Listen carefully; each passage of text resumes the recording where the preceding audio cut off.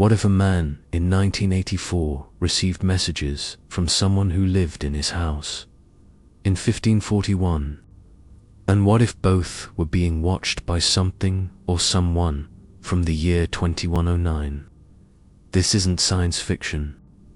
It's one of Britain's strangest and most chilling digital mysteries.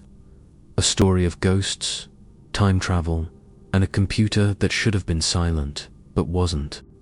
In 1984, beginning with their move into Meadow Cottage in the quiet village of Dodleston, Cheshire, and escalating in the winter of that year, Ken Webster, his partner Debbie Lee, and their friend Nick experienced a series of bizarre events that would become one of the most debated cases of the digital age, centered on inexplicable communications received through an offline BBC microcomputer.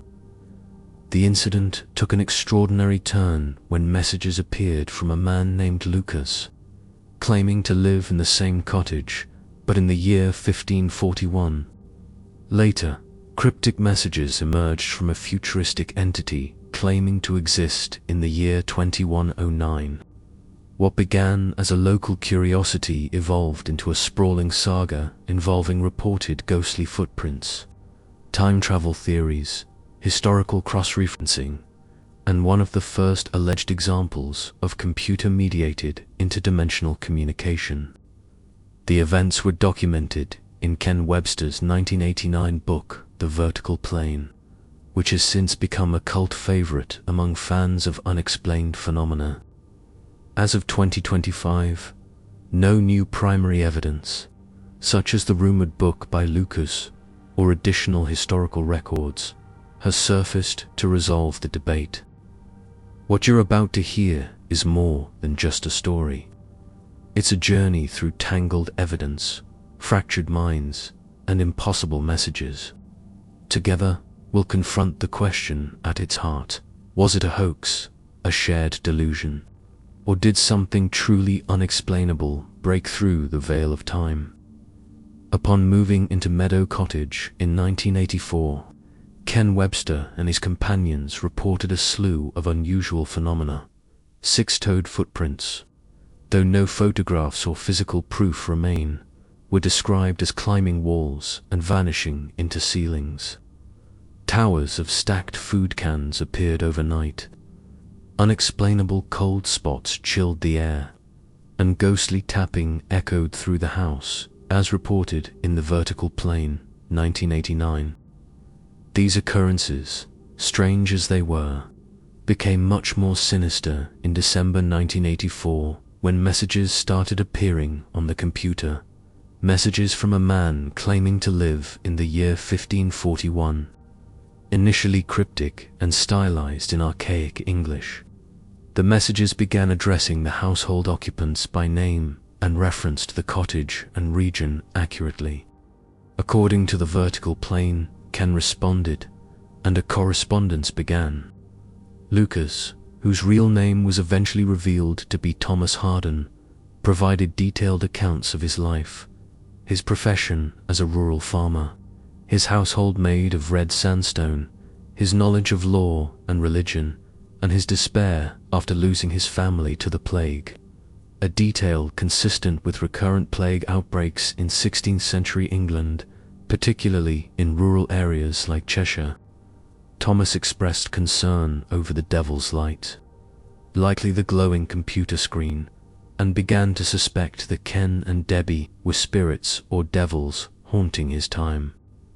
During renovations, Ken and Debbie uncovered a red sandstone foundation beneath the cottage, corroborating Thomas's description of his home's construction, as red sandstone is prevalent in Cheshire's geology. At the peak of their exchanges with Thomas, an entirely new entity made contact, one claiming to exist in the year 2109. This intelligence described the communication as part of a time experiment involving past, present, and future. It spoke cryptically of destiny, a tachyon universe, a theoretical concept involving faster-than-light particles linked to time manipulation, and the metaphysical roles of Ken, Debbie, and Thomas. According to the vertical plane, Ken and Debbie attributed escalating poltergeist activity, including the computer's mysterious relocation and choke-written messages throughout the house, to 2109's interference. The entity also appeared to tamper with earlier messages and seemed determined to prevent Ken and Thomas from exchanging certain personal information, especially concerning identity. While 2109's messages were compelling, no independent evidence has surfaced to confirm their futuristic origin, leaving their nature speculative. The intensity of these events, combined with the isolated setting of Meadow Cottage, may have fostered a shared psychological state, potentially amplifying perceptions of paranormal activity through a phenomenon akin to folie-à-deux, where beliefs are reinforced within a close-knit group. Ken sought the help of Peter Trinder, a literature teacher with an interest in historical texts, who painstakingly analyzed the messages, as recounted in the vertical plane. Trinder claimed the dialect was consistent with mid-16th century English and noted some obscure Latin usages that lent credibility to the idea that a Tudor-era speaker was behind the text. However, he also acknowledged occasional anachronisms and inconsistencies, particularly in verb usage. In the 1996 BBC documentary From Out of This World, linguistic expert Dr. Laura Wright of Cambridge critiqued the message's grammar, noting errors such as I doth instead of I do, and thou dost instead of thou dost, which would not have been typical in 1546 English. She concluded that while some vocabulary was convincing, the verb forms were not consistent with known patterns of early modern English, diminishing the linguistic credibility. In an effort to prove authenticity, Ken and Debbie enlisted the Society for Psychical Research, SPR. Two investigators, David Welch and John Bucknell, conducted a controlled experiment, inputting 10 hidden questions and expecting 2109 to retrieve and answer them, possibly via the same time link. According to the vertical plane, 2109 responded with all 10 questions in the correct order. However, the SPR dismissed the results, citing the possibility of a hoax, acoustic analysis, or unknown third-party interference. Curiously, when Ken later contacted the SPR for follow-up, they claimed no record of the investigation. Welch and Bucknell could not be located, adding another layer of mystery. Additionally, stylometric analysis comparing Ken's writing with the messages from Lucas showed significant similarities, suggesting the same author may have written both. Ken argued that the 300-word sample used was too small for reliable comparison, while skeptics maintained the similarities were statistically meaningful.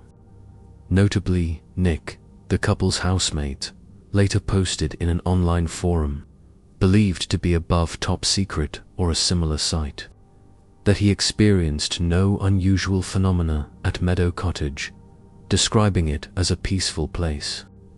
His recollection directly contradicts Ken and Debbie's account, further complicating the narrative. Thomas referenced people and locations that did not initially appear in historical records, such as a Sheriff Falhurst. However, further research revealed that a Sir Thomas Falshurst was indeed sheriff in nearby Cheshire in 1529, lending some historical plausibility to Thomas's claims, despite spelling variations. Still, no direct link was found between Falshurst and a Thomas Harwoodin. More impressively, the messages from 2109 included a prediction that Fermat's last theorem would be solved in Ken's lifetime, something that did, in fact, happen in 1995 when mathematician Andrew Wiles published a successful proof. While notable, it's important to remember that Fermat's last theorem was a famous open problem in the 1980s, so a hoaxer with mathematical awareness might have reasonably guessed, it would be solved within a few decades. 2109 also reportedly provided astronomical coordinates that Ken later claimed matched a discovered quasar, though no independent astronomical verification has confirmed this claim. Additionally, when Thomas claimed to be affiliated with Bressano's College at Oxford and listed books found there in the 1520s, an Oxford librarian confirmed the texts existed during that period. According to the vertical plane, an unverified rumor suggests another researcher was seen reviewing the same books at the time, possibly hinting at a coordinated effort, though no proof supports this. Several psychological and social dynamics are at play. The isolation of Meadow Cottage and the trio's emotionally charged environment could have contributed to shared delusion or heightened suggestibility. Despite the book's potential for notoriety, Ken and Debbie largely avoided public attention, appearing only once in the 1996 BBC documentary From Out of This World, with their faces obscured. They sought no sequels, tours, or media deals, weakening the theory that this was a calculated hoax for financial gain. Gary Rowe, a UFO investigator brought in at 2109's suggestion, later claimed in a 2017 blog post that the events were genuine and transformative. He called the investigation the first computer-controlled psychic investigation recorded in the world, and asserted that the information was safe with him, believing he had been chosen for that reason. His testimony offers a firm believer's counterpoint to prevailing skepticism.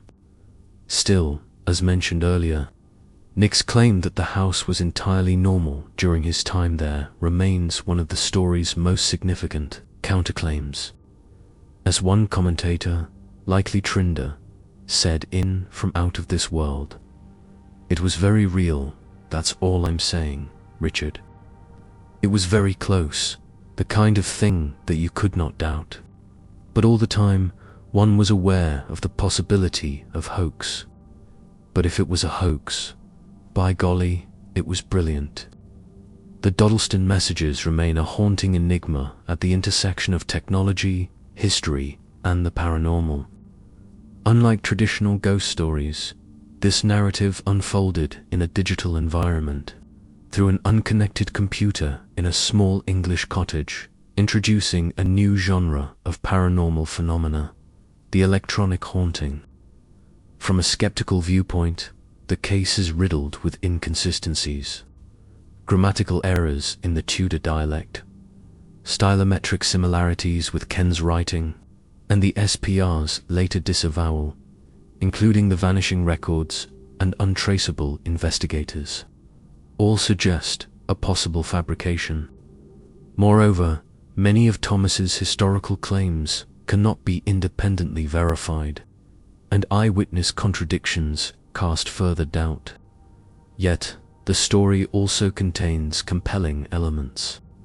Historical figures like Sir Thomas Falshurst, the Brasenose book list, and the confirmed prediction of Fermat's last theorem's resolution offer believers tantalizing breadcrumbs of plausibility.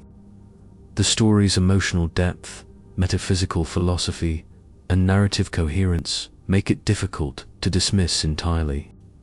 Believers still hope Thomas's promised book, reportedly written in Latin and hidden at Bressano's College, will one day be discovered, serving as proof that the past and future did, indeed, speak through a BBC computer in 1984. As of 2025, no additional evidence has surfaced, leaving the vertical plane and the 1996 documentary as the primary accounts of this story. If the vertical plane is fiction, it is a remarkably immersive and prescient one. If it is true, or partially so, it may be one of the most significant paranormal communications ever recorded. Whether a brilliant hoax, a shared psychological episode, or an interdimensional experiment, the Dodleston messages continue to challenge our understanding of time, consciousness, and reality itself. And so closes the book on the Dodleston messages, a tale of time, mystery, and a computer that may have whispered across centuries. If tonight's strange journey through the past, present, and future left you questioning what's real and what might be waiting just beyond the veil, don't forget to like this video, share it with fellow seekers of the strange, and leave a comment below. We'd love to hear your thoughts, theories, and whether you believe Thomas ever truly wrote his book.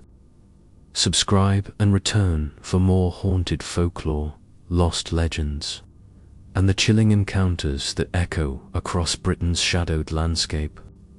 Until next time, stay curious and beware the messages that arrive when no one is watching.